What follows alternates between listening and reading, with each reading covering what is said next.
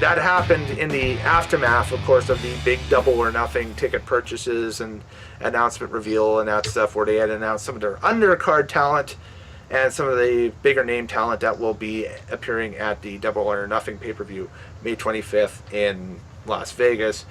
And they booked The Undertaker for his first independent wrestling, I guess, signing and that stuff. And here are some of the numbers here, Morehouse. I want to get your feedback on them quickly.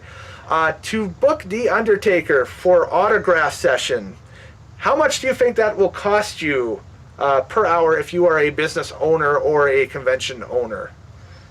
I think it's going to be almost half my salary for a year. For me, try about 3/4. So that's about the difference of our industries that we work in. $25,000 an hour. He's charging 25 grand an hour American, of course, to sign stuff, and Starcast has him. Starcast has him booked, so there we go.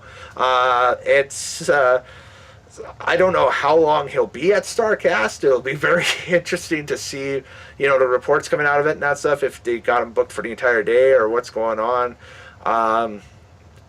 Man, it's 25, like, we're not talking Arnold Schwarzenegger here, we're talking Mark Calloway, but he is considered one of the top 10 of all time. Does Sting even charge 25 grand though? Because Sting's cheaper. Sting is a bit cheaper. Yeah, and I mean, I think even Flair's a bit cheaper. Bret Hart's going to be there too, and I don't think he's charging that much. I mean, that is just, man, to walk out and have him for 25 grand an hour is kind of, that is. I wonder if he drops, during like peak holiday season or something like that. Book The Undertaker now, 25% off. Enter the code word taker. Yeah, exactly. Remember our code phrase, rest in peace, and you get 50% off at checkout. It is interesting to see him work a non-WWE event after he's been tied to that organization since 92, or not even 91, sorry. Yes. Yeah, so he's been purely WWE for the last almost 30 years, and now he's doing an event that's promoting AEW, and I don't know what that really means for his relationship right now with Vince, because he also showed up at a TNA event not too long ago as well. Mm-hmm. I think that means there's no relationship with Vince. I think that relationship is set sail. I think it could be partially with the Crown Jewel thing, where they put him in the ring with Triple H and a well past his prime, well retired Shawn Michaels, a bald Shawn Michaels. And maybe that was just too dangerous. Like, he wasn't comfortable with the people he was working with because they weren't able to keep him safe as much as, like a Finn Balor or Seth Rollins could. It could have been the argument of there not being a spot for him at this year's Mania as well, it being the 35th anniversary.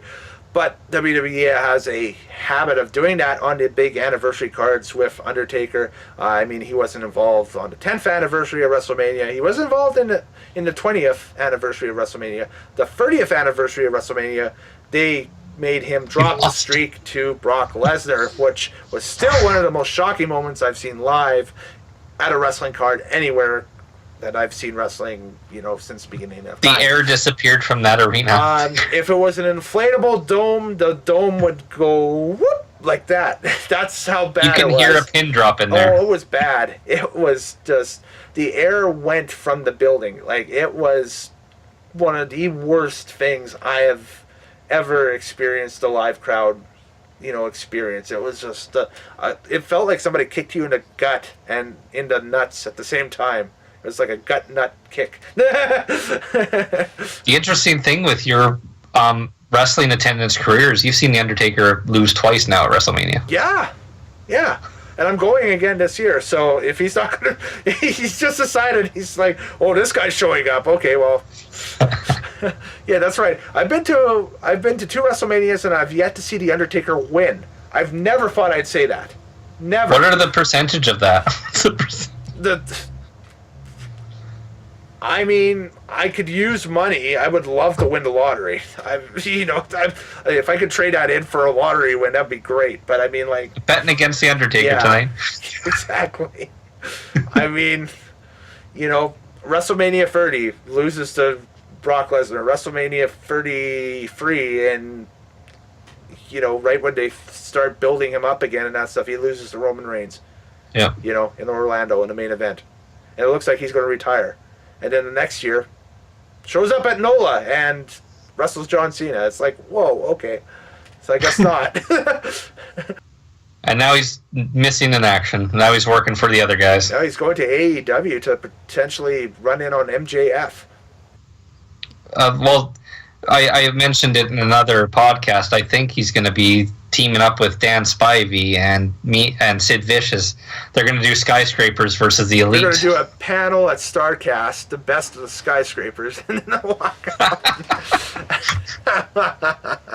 Holy moly. Oh, God. If you think about it, two of those guys in that stable have had great careers. Yeah.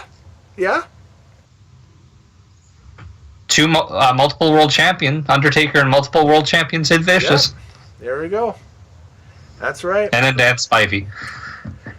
My old channel back in the day, we did it's no longer surfaceable or no longer, you can Google search it even in the old page on Daily Motion and that stuff that's still up.